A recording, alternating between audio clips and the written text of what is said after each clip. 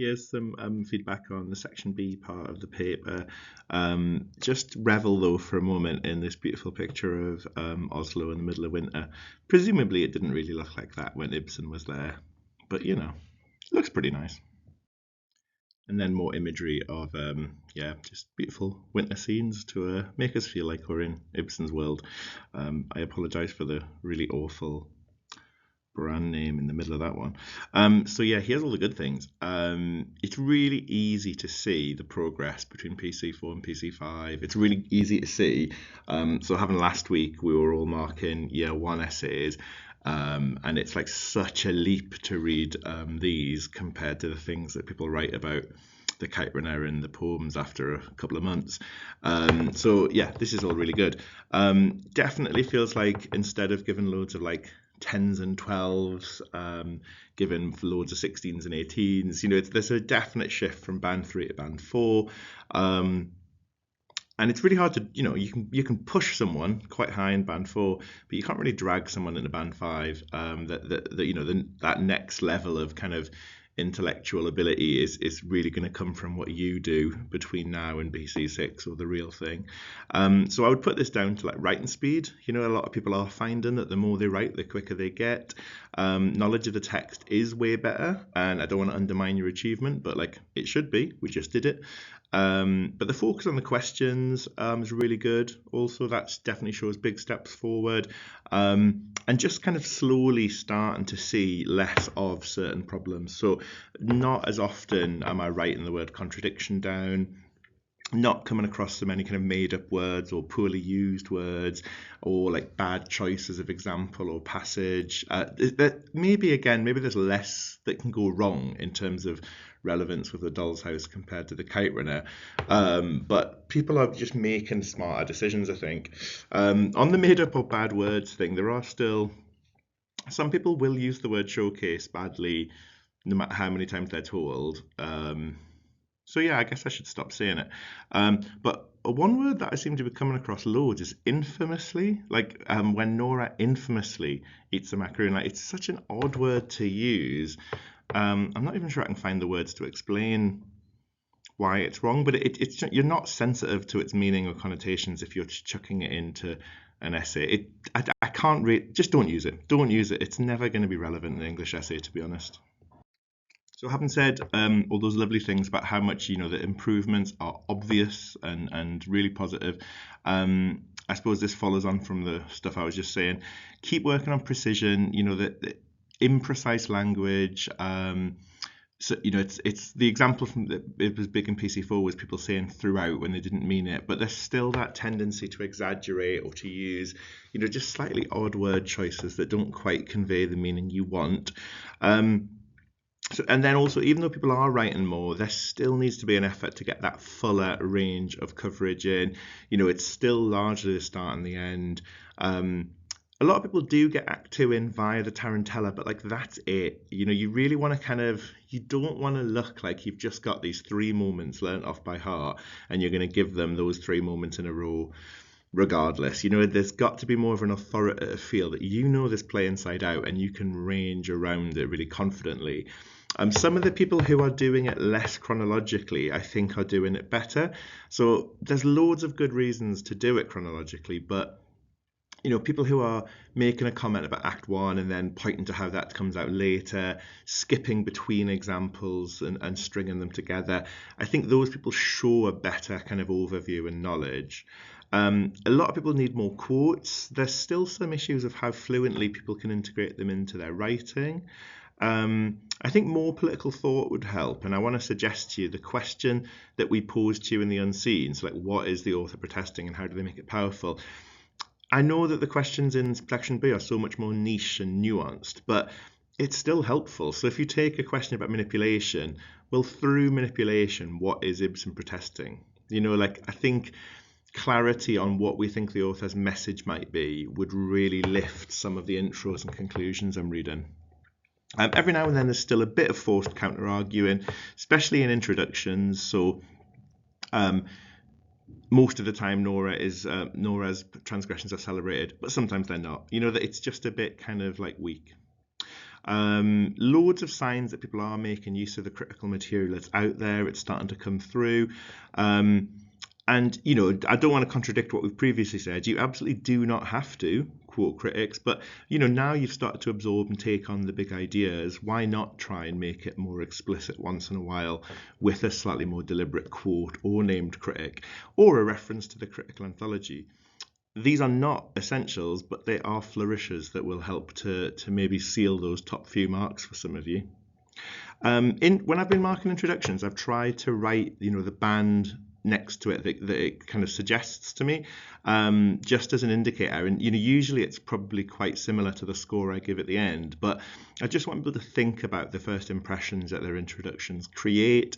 And conclusions are definitely optional, but they are worth it, you know, in terms of clarity of opinion, decisiveness, that assuredness for Band 5.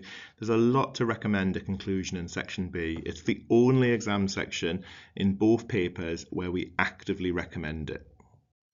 So question 1, manipulation can be physical, emotional, or psychological. It can take many forms, including intimidation, mind games, and aggressive behaviour. Torvald manipulates Nora, and it is never the other way around. How far do you agree with this view? I'm really surprised how popular this question was, because it's insanely wordy, and I thought that might put people off. But lots of people have gone for it, and actually, I don't think many people have done badly in terms of a likely problem, which is to sort of try and agree with and disagree with the first statement. The first statement is just a definition to help you, and we've lifted that literally from a different paper in the past. So they are AQA's words. But what it does create maybe is a bit too much of a pushy sense of which words you're going to use. So be careful of trying too hard to cover all of the bits in that statement. It's just explaining the word to you. So I think there's maybe some comments that use the words intimidation and aggression, maybe a little bit much, but it is very subjective. And then mainly you've got the question of is the manipulation only by Torvald or not? So here's some ideas about content debate. I mean, the question is naming two characters, so there's absolutely no need to really write about anyone else for this one. You've got to be really clear, though, on what constitutes manipulation. The main example that sort of keeps sticking out to me is I keep reading that Nora leaving Torvald is somehow part of her being manipulative. That is nonsense. For her to threaten if she threatened to leave and then stayed when he offered her money, or if she left and then came back because he'd done something she wanted, like that would be manipulative. But in a sense, leaving someone is the opposite of manipulating them, because by leaving someone, you're absolutely rejecting any power or control you might have had over them. So there's some odd comments about Nora's behaviour that are maybe like forced counter arguments. I don't know. That, you know, she is manipulative at points, and there's great things you can say about that, but not really in her leaving, not in Act 3 at all, to be honest.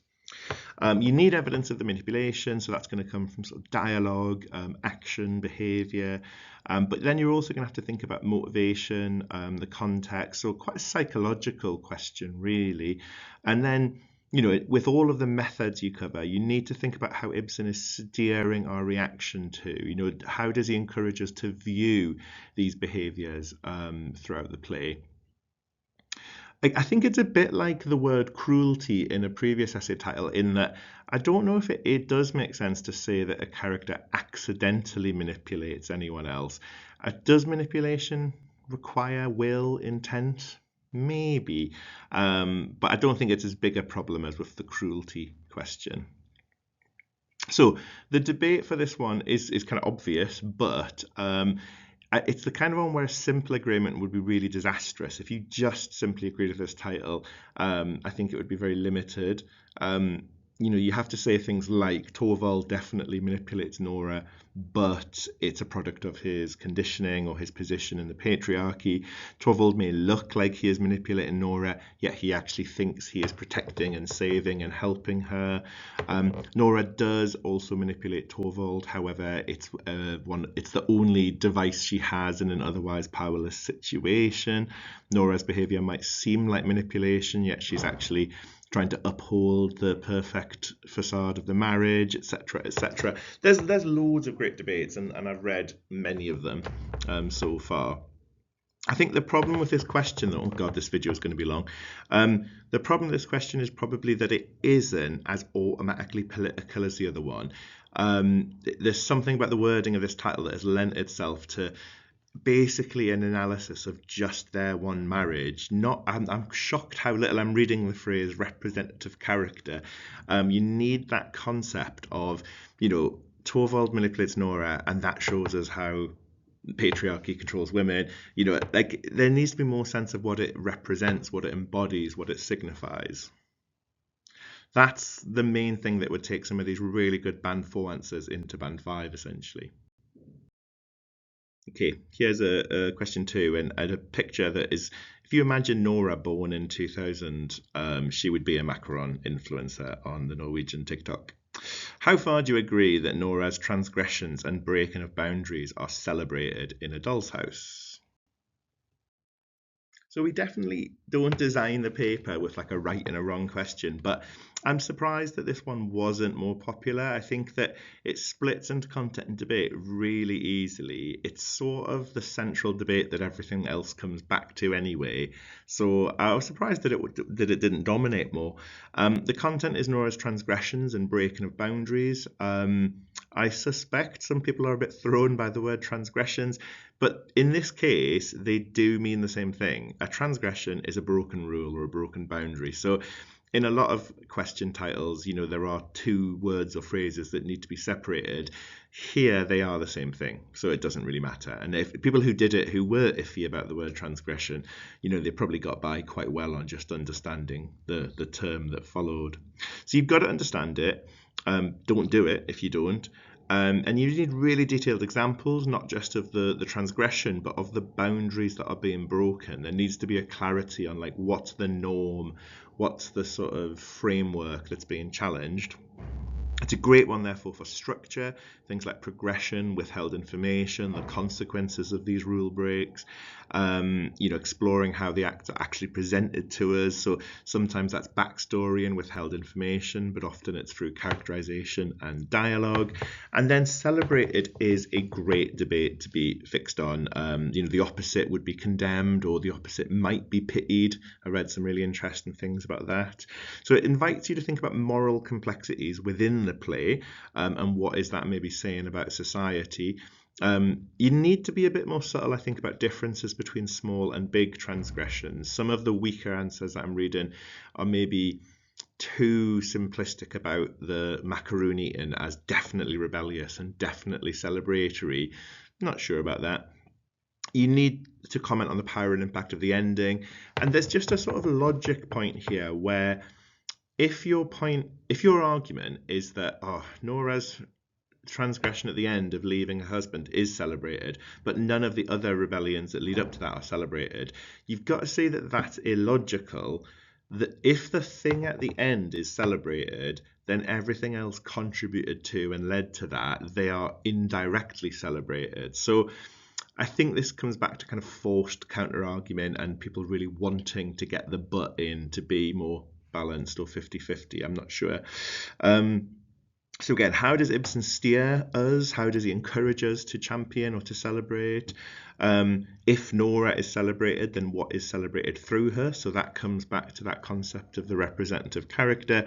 And then by extension, what is condemned? If Nora's breaking of a boundary is celebrated, then the boundary itself must be attacked and criticised. So I think it just, again, is about being that bit more political, really kind of going a bit further on what do you think the author's point or message or argument actually is. And so just one major target that keeps coming up, and it is, people are better at it now than they were 2 months ago, but many students still tend towards writing about the characters as people accidentally. No one's accusing you of really thinking they're real, but if your style of writing tends to be more like the left than the right, then see if this is something you can start to level up soon.